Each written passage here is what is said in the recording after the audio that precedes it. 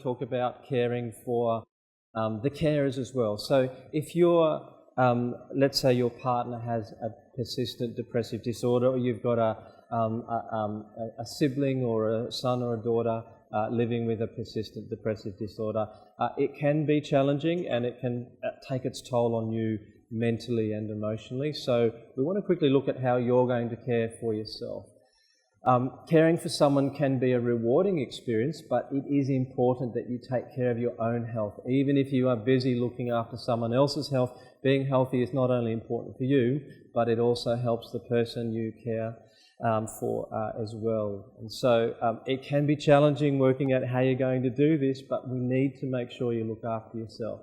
The fact is, if you don't look after yourselves, eventually your body just says, not doing this anymore, and then we fall into a heap anyway, and then you're in all sorts of trouble, because now you might be experiencing carer burnout because you've not engaged in any self-care and you're not in any position to be able to help this person. Well, what are we going to do then? So we don't want to wait till you get to that point as the carer, and it can impact you in three ways if you're a carer. So it can physically impact, your physical health can be affected, your emotional health can be affected, but your mental health can be affected as well. And so again, this is about being proactive. Social isolation is also very common for carers, because you're so invested in caring for this person, you end up kind of not intentionally, but you're just not engaging with a wider community. And again, if we look at the research, it's very clear that we need to be engaging with other human beings, not just in a carer role, but in a meaningful way where there's a bit of two-way, if you like. So you're giving something to them, but they're giving something back to you as well, outside of you, just in that primary care role. Reducing pressure on carers can be really, really difficult, and I'm always hunting around to find programs for carers in the eastern catchment area where I actually work, and unfortunately they're few and far between, so that can be challenging. One option is us being proactive if you've got somebody who's doing it really tough as a carer, for example. So there's a great website called gathermycrew.org where you set up a login and a password, you share it with all of your community, and then everyone, you might come up with a meals roster, for example. So a few years back, quite tragically, my sister's husband died very unexpectedly in his early 40s, super fit, healthy guy, but had a really rare cardiac condition, and the first symptom is sudden cardiac death, so you can't predict it, unfortunately. Now that left my sister with 3 little girls, 1, 3 and 5, so really awful, tragic situation, but something really beautiful happened. One of her friends got this website and set up a login and set up a meals roster, and anyone who knows anything about little kids, late in the afternoon, they're getting pretty feral and tired. We call that arsenic hour or witching hour. At 5 o'clock every day for 12 months, somebody turned up to my sister's place with dinner already cooked for her and her 3 daughters, and she didn't have to cook. But that kind of practical stuff can be really, really helpful for somebody in a carer role, for example. Just us gathering around them to support them. Community support, so we've got because I'm here in Melbourne, I don't know if we've got anyone from interstate, but we've got Carers Victoria, we've also got Carers Australia, we've got Each is another organisation that offer carer support programs. The NDIS, I put a question mark there because I know that there's lots of teething problems. I don't have anything to do with the NDIS in my role, but I know that I've had lots of clients who have ended up in distress trying to navigate the rollout of the NDIS, so that can be pretty challenging. Resilience is really important, and considering how we develop resilience is really important. So you should all actually have a question, like a resilience questionnaire in front of you. I left it on the tables when we got started. So there are lots of different tools for measuring resilience. There's no one gold standard, but the research suggests this one's a pretty good one. It's the Brief Resilience Coping Scale. So basically there are 4 questions or statements. Read the statement and then give yourself a score from 1 to 4. So 5, sorry. So the first one is, I look for creative ways to alter difficult situations. If that does not describe you at all, you get 1 point and work your way along. If it describes you very well, you get 5 points. 4 statements, give yourself a score from 1 to 5 and then add them up. Don't overthink it. Just do it really quickly. Just read the 4 statements and give yourself a score. So you can get a maximum score of 20 if you got all 5s. So this is how it's scaled. So if you scored between 4 and 13 at the moment, we would suggest your level of resilience is a bit on the low side, particularly the lower you go. 14 to 16, medium in terms of resilience. 17 to 20, high. I should say the mean test result is 14.81, so most people actually only just kind of scrape in. How did you go? Do you think that your score accurately reflects where you are right now? Excuse me, this can change over time, so it might, you know, your level of resilience might be on the low side at the moment, but in a year's time you might be scoring really, really high, which interestingly enough might be because of the fact that you're going through something difficult at the moment, and that is what actually increases your resilience longer term. So what does a resilient person look like? I'm going to show you a clip that unpacks this, and then everything that this person says in this clip is all actually in your handouts there, so you can go back and have a look at it if you like. But when I stumbled upon this, I was really happy because it goes into a bit more detail. Most people think of resilience as just bouncing back. It's so much more than just bouncing back. So the sound on this clip is a little bit funny. There's some background noise, and I think she's got her mouth too close to the microphone, so you get that kind of purr sound when she's talking. But I think in terms of how it's unpacked, she does a really good job. A strong sense of self is really evident in a resilient person, and that self-awareness includes strong interpersonal skills. So I'm aware of my motivations, emotions, strengths, and my weaknesses as well. And it's amazing how often we react to things without stopping and thinking about it and reflecting. So I had a good example. Last year I had a situation with the neighbours where they left a note in my mailbox saying that if my dog barked at night one more time and kept them awake, they would bait and kill my dog. Now I don't know which neighbour did it, but it was one night where I'd been out all day at work and then had a family emergency. My dad had to go to hospital, so I didn't get home till about 1 in the morning. Normally lock the dog in at night so that she can't bark at the possums, but she was out barking. Just one night. Now, you would think, person's just being a nong and don't make a big deal of it, don't worry about it. But it got under my skin, and for some reason, and I couldn't work out why, but 2 weeks later, I'm still angry about this note, even though... Anonymous, yeah. But 2 weeks later, I'm still really angry about this. And I was driving to work, and you know when you're angry and driving, you drive aggressively, so I'm crunching through the gears, and I thought, this is ridiculous. I pulled over and thought, what is going on here? And I got my pad and pen out that I carry in my bag, take to work every day, and I just put a circle and I wrote, nasty note from anonymous neighbour about the dog, and then I just started unpacking all my thoughts and what was being true. And I came up with this map. I've got it in my bag. I'm not going to show it to you because you might think I'm slightly crazy if I show it to you, but I basically did this flow diagram looking at, and I worked out this one little incident actually tapped into like 4 or 5 other things. It was only that stopping and reflecting and choosing to be self-aware, choosing to actually go back and think about this that helped me realise why. And guess what? The moment I realised why it had triggered me, I was no longer triggered by it. It was remarkable. Once I could explain it to myself, and there we go, not a big deal anymore. Self-awareness, being able to reflect, being aware of our weaknesses, it's really evident in a resilient person. And this means we're better at controlling our emotions when we're self-aware. How many of you have sent an email when you're angry and then regret it? Show of hands. I'm the only one. No, only 3 of us. That's right. Or not accidentally CCing the person who you're angry about in the email. We've all learned the hard way, I think, yeah. So, and this awareness leads to both self-confidence, and not in an arrogant manner, but this kind of general positive belief in myself, and self-efficacy. I can actually do this. Now, self-efficacy is really interesting because self-efficacy is really evident from a really, really, really young age. And a good way to see that is to watch a baby learning how to walk. Let me show you this little clip of this. This demonstrates self-efficacy. self-efficacy really, really well. You can't help but smile when you watch that. That's really interesting. So this little baby demonstrates really clearly what self-efficacy is. And it's not just an arrogance, I can do this. So notice she looks back at mum for reassurance, then she gets wobbly, then she says, I need a bit of a break, then she gets up and looks forward again. And so that's what we see in developing resilience. It's not easy necessarily to develop resilience. It's something that we have to work at, and we have to almost push through and say, even though this is hard, I know that in the long run it'll be good for me to actually work with this.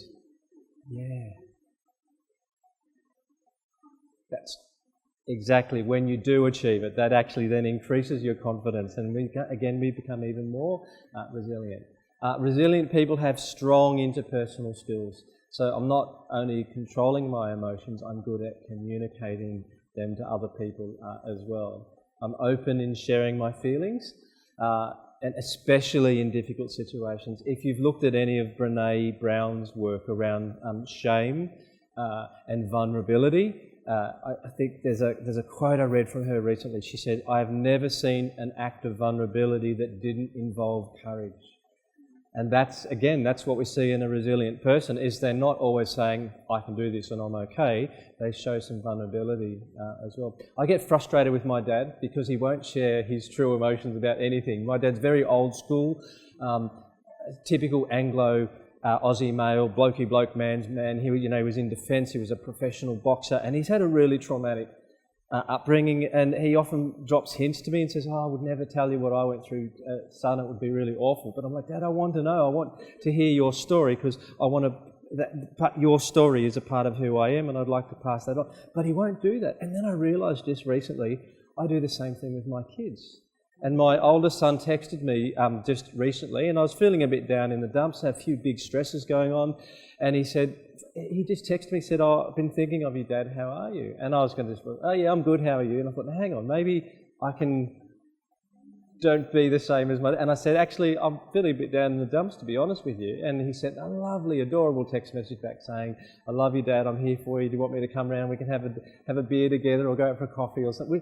But I realised we don't even stop to think about, we don't want to be vulnerable, particularly men, unfortunately, I can say. I can't speak on behalf of women, but I can tell you what, Aussie blokes, it's hard getting them to be vulnerable. But that's an important part of developing resilience as well. And that extends to showing even more empathy towards other people too, particularly when we're allowing ourselves to be vulnerable.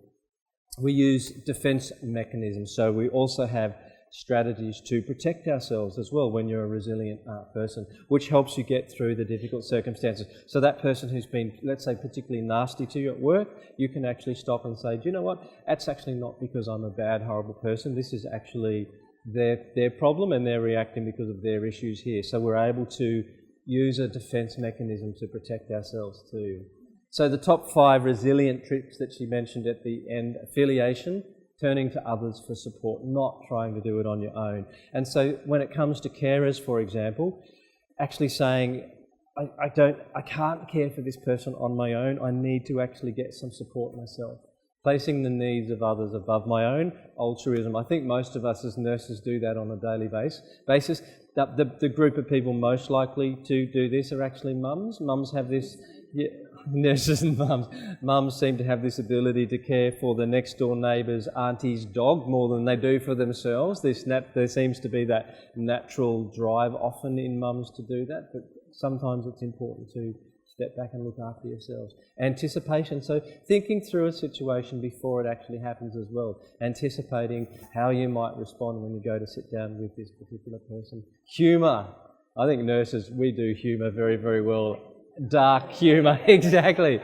When I was working with the police, the police have the same dark sense of humour that nurses have, and we know that that's a coping mechanism. It's not a sadistic, nasty thing, but we were having this conversation, and I said to a couple of the officers, I said, do you realise if a current affair had a hidden camera in here right now, we'd be in a lot of trouble?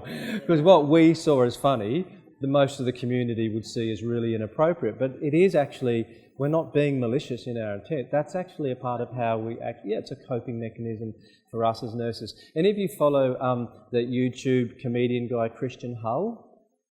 Google Christian Hull. Hull, and Christian Hull, Nurse Trish, and watch that, where he pretends to be a nurse. That I've watched that so many times, and every time I watch it, I still just about pee myself laughing. He just nails what it means to actually be a nurse. Always responding to the buzzer before you have your break. And self-assertion. So what was that, sorry? Okay, excellent. That sounds like a great plan. Communicating in a professional and appropriate manner. Show of hands, how many of you love confrontation? No, not one hand goes up. If you're like me, you hate confrontation. Makes me feel ill to the stomach. That word confrontation makes me feel sick even when I think about it. So if you're a person who struggles with confrontation, try it in really little bits first. So I'm slowly getting better and better and better and better over time. But let's go back 20 years ago. I could not confront a person. I was just incredibly shy and timid. And I had a situation where I went into a shopping centre. I'm vegetarian now, but I used to love getting some chicken wings, marinating them in plum sauce and baking them in the oven for a couple of hours. Oh, absolutely loved it. And so I went into the shops and I asked the person behind the deli counter to give me 12 chicken wings. And I watched them, count them into the bag, they only put 11. But I didn't say anything. That's how bad I was at confrontation. So the person wrapped them up and handed them over to me, and I walked away. And I'm lining up back in the days before you could serve yourself at the supermarket. I'm lining up and I was getting angry. I could feel this anger welling up inside of me because I want 12 chicken wings, not 11 chicken wings. It's important, that extra one. And it's a principle. And I thought, I could see what was going to be happening. I'd be cooking the chicken wings at home. I would be angry while I was cooking them. Then I'd be watching TV, eating them, and I would be angry while I'm eating. I want 12. And so I thought, no, you can't do this. You need to learn how to confront. And I went back to the counter. I said, look, I'm really, really sorry, but you actually only gave me 11 chicken wings and I really want 12. And the person behind the counter, she's like, oh, yeah, don't worry, hand them over. Before you ask the question, I didn't get home and then find out I had 13 chicken wings.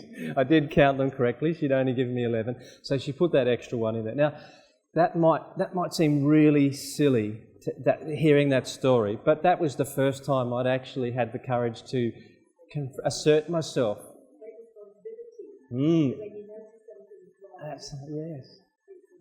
Yes, and unfortunately, when we don't, it can actually be catastrophic.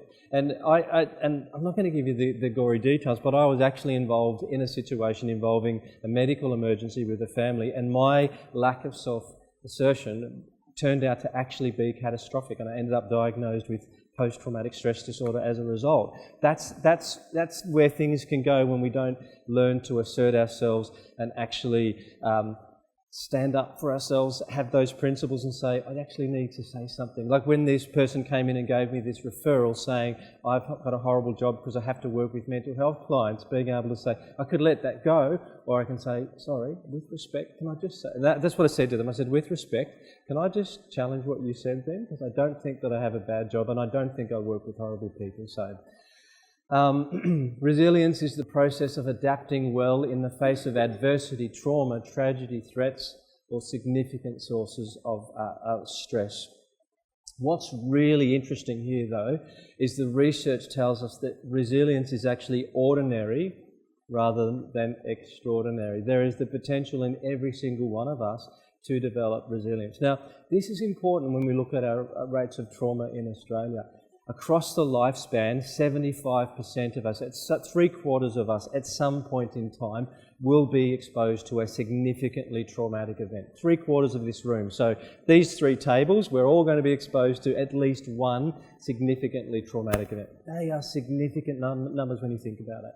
And we all have the potential in that situation for that to help us develop resilience. So there's a great model by someone in Kelleher, I can't remember the first author, but basically they say, this is you, we're wandering along in life, and then at this point in time, here's our trauma. And then what happens, typically, first of all, we fall into a heap, and then we start our recovery, slowly but surely. Now, it's not neat like this, by the way. It's usually really messy, our recovery. What's going to happen is most of us, after we've been through trauma, we get back to here, we get to our baseline. Some people don't. In their model, they've got 2 other jump-off points where you can not even get back to your baseline. What's remarkable, though, is often people get here, though. They actually establish a new baseline. They actually experience something known as post-traumatic growth. And so that really awful thing that they went through actually makes them a stronger person, a more resilient person in the end. What's remarkable about the person here who develops post-traumatic growth is we say to them, if we could put you in a time machine and go back to here and make this not happen, what do you think they often say to us? Would they make it not happen? They would still go through it, and they'll admit, and they'll reflect. They won't give you an answer very quickly here. They'll reflect on it and go, you know what? That was really awful. That was almost destroyed me as a person, but I'm this person because of that in the first place, which is really remarkable. Every single one of us has the potential to develop this. I did an honours year when I did my undergrad where we worked with dads that had lost babies either at birth or fairly close to birth. And I remember several of them, if not most of them at some point in time, said to me, I don't think I'll ever get through this, Geoff. And they all did, which is remarkable. But you look at, I think the loss of a baby is one of the most awful things that we can experience. But it was amazing how well these men actually did, even though they looked at it and thought it was insurmountable. The American Psychological Association have 10 other tips for developing resilience. Make connections, we've mentioned that one. Avoid seeing crises as insurmountable. So when I say I will never recover from this,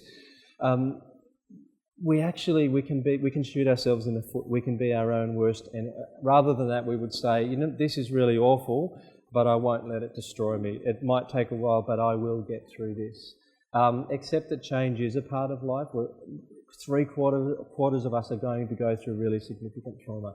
Move towards your goals. I don't know about you, but for me, setting a goal is a really helpful way of making sure I'm heading on this upward trajectory rather than getting stuck.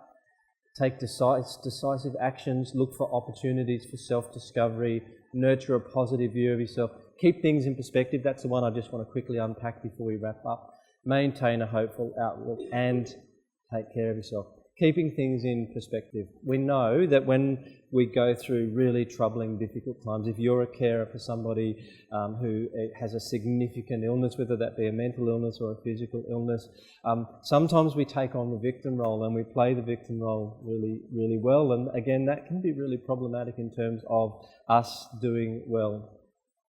And I love this quote for this reason. Life is difficult. This is a great truth, one of the greatest truths.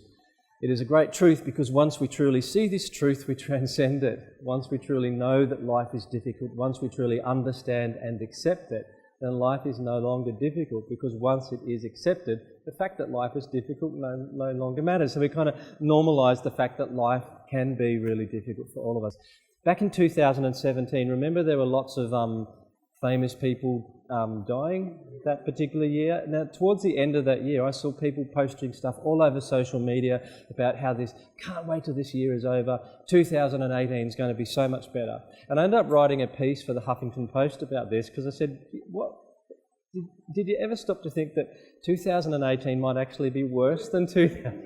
There's actually no guarantee that things are going to get better necessarily next year. So can anyone in this room guarantee that I won't get hit by a bus walking back to my car this afternoon? No, not one of you can guarantee that, can you? That's the fact. That is a fact of life. It's a low risk, and fingers crossed I don't want to get hit by a bus. But once we actually start to accept that life is unpredictable and often challenging and often really awful, we do. It sounds a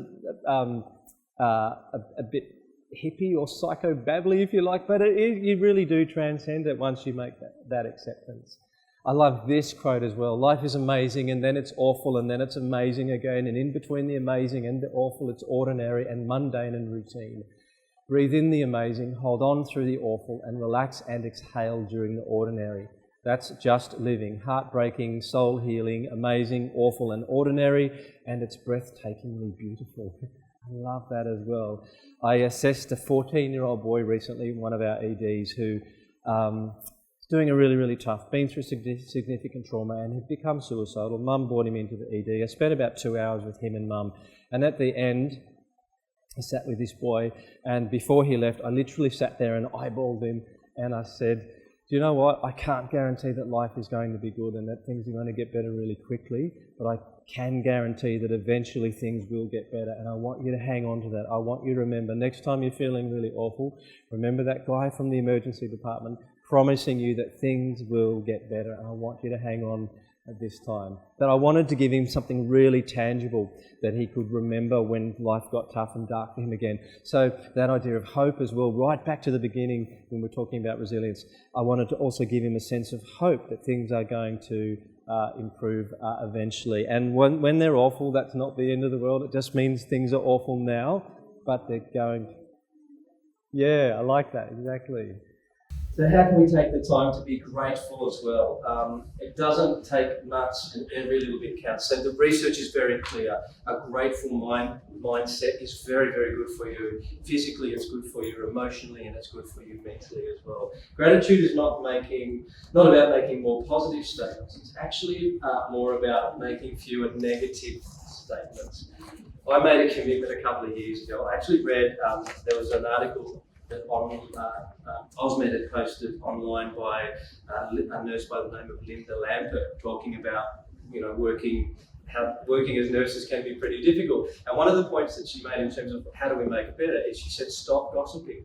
And I read that and I thought, that's a really good idea, because we know nurses can be very good at gossiping. So I made a decision to not gossip at all at work. I refuse to engage. I lapse every now and then and get involved, but then I find myself thinking, hang on a minute, this is not helping anyone. It's not good for me, it's not good for the culture, it's not good for camaraderie.